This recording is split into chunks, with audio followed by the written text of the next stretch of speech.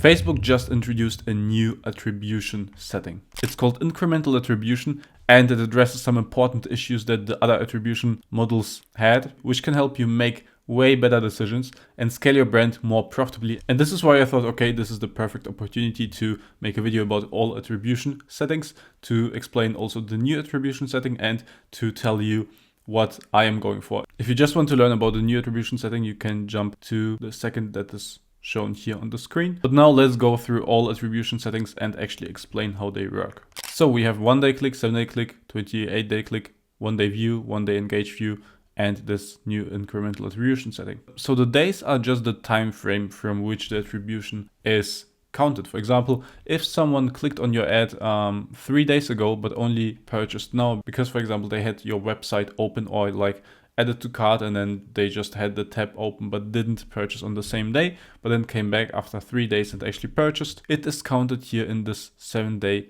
click attribution window. In the 1-day click attribution window, it is not counted. Here it only counts if the person like immediately clicked on the ad and bought on that exact day. So this is how the time frames work, and this is how the 28, 7 and 1-day click work. Now let's take a look at click attribution versus view attribution. Click attribution is if someone clicked on your ad and then made a purchase, either within 1 day, within 7 or within 28 days, depending on what you choose here. Now, view attribution is if someone viewed your ad and didn't click on it, but still purchased from you within the same day. This is view attribution. Now, why do we have view attribution? If you ask yourself the question, well, the answer is because often it happens that someone might see your ad, but then like some users, they don't actually click on it, but they just research your brand online in Google. They open like Safari or like Google Chrome or whatever and type in your brand name and then check out your brand. And of course they do that because they saw the Facebook ad,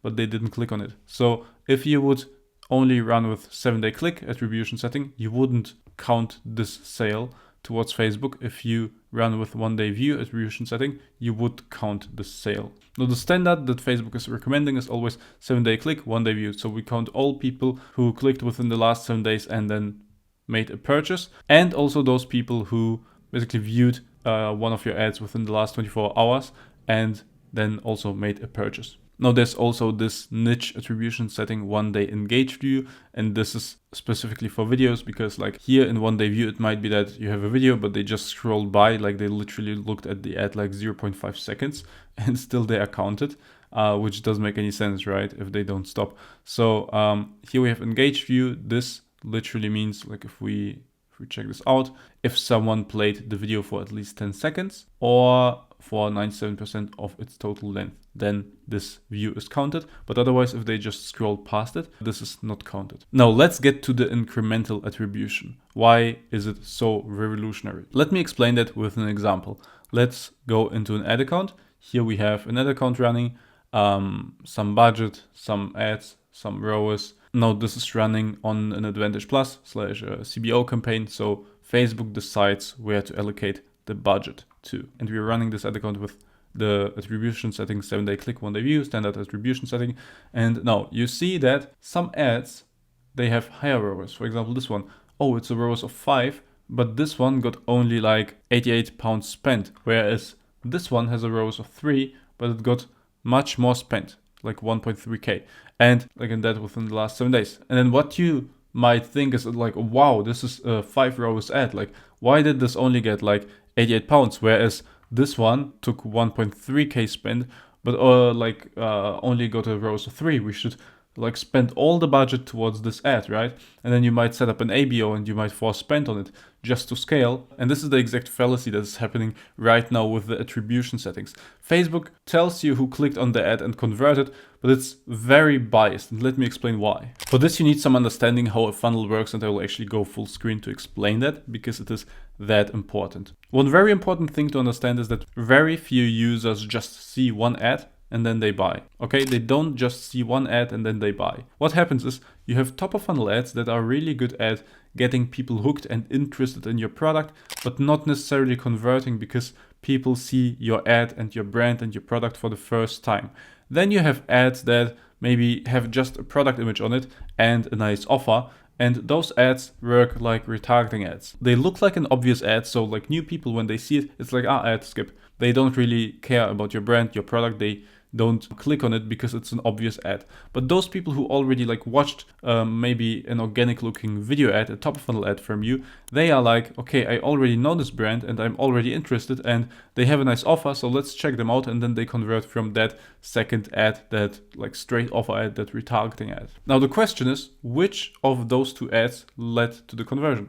The first one, the top of funnel ad, or the retargeting ad? You have to understand that without the top of funnel ad, the retargeting ad wouldn't work, right? They have to watch the top of funnel ad first and get familiar with your brand and your product, and only then they can convert from the retargeting ad. Plus, some people are converting from that first top of funnel ad directly, and others only from the retargeting ad. So arguably, the top of funnel ad makes way more for your account and your overall business. Now, where is Facebook attributing currently the sale to? The sad answer is to the retargeting ad. Facebook, like with all the attribution settings, let's pull that up again. No matter what attribution setting you really choose here, what Facebook does is it looks at like the last click. For example, okay, they watched your top funnel ad, but then they clicked the retargeting ad and they converted from the retargeting ad. So what ad led to the purchase? They say the retargeting ad. Always the last click is counted. And this is a huge problem, and this leads to stuff like this, because now you'd think like, oh damn, this has a ROAS of 5, why don't we scale it up? Like, why did it spend only £88? But the truth is, if you look at this, like the frequency, okay, it's actually not that high. It could be like at 2 or something, right? But the frequency is higher than on these ads. And well, why is that? Because this is more of a retargeting ad. Like, just because this has a higher ROAS doesn't mean that this does more for the account. In fact, it might be only working because those videos are working. And in fact, really funny, this proves the point even more. Like here, these two are video ads, top of funnel video ads. They drive the growth in the account, right? This one is a static ad, and this works as a cold concept as well, although like doesn't spend that much, and rather converts people who already, like 40% of the people who like convert from this, they already, or like 43% with this frequency, they already like saw other ads. And Facebook just goes and says like, okay, like someone clicked on this ad and converted. Let's say this ad got the sale. Whereas in fact, these two ads built the account, even though they have lower ROAS, but they have higher spend. Now, the good news is if you run on a CBO or if you run on an Advantage Plus campaign where you don't set the budget manually, like in an ABO, that spend actually gets allocated automatically. Like Facebook considers that these are top of funnel ads, and this is why it spends actually so much more on these ads. So this is good, right? It does that without telling you, and you might be confused by that, but Facebook knows, they know internally, and this is why they spend so much on these ads. It just might look weird to you. Now, the revolutionary thing of this incremental attribution is that this actually uses statistical models, like basically what we couldn't see before, to estimate how much are actually the ads responsible for your conversions, actually similar to Triple Whale. On their official page, they basically say optimize delivery for incremental conversions using models that predict whether a conversion is caused by an ad. So they might say that, okay, well, like this person converted, like these 7 people converted from this ad with a ROAS of 5, but all those people watched like this video before, and all people who didn't watch the video before and saw this ad, they maybe like checked out or added to cart, but they didn't convert. So in this case, we will just say, okay, 70% of the attribution goes to, like, let's say this ad, and only 30% of those sales from this ad to this ad. And then you will see, okay, like this has actually a higher ROAS. Actually, maybe not on this kind of spend. Maybe it wouldn't go up to ROAS 5, but like the ROAS would be redistributed here, and you would see what actually causes the growth of your business and of your ad account. Now, I will be experimenting with this, and I will report definitely about it and how I found like this works and how to use it. As soon as I found it out, I will post it on Twitter. Here you will get information always faster because it's way easier to make a tweet rather than a whole video.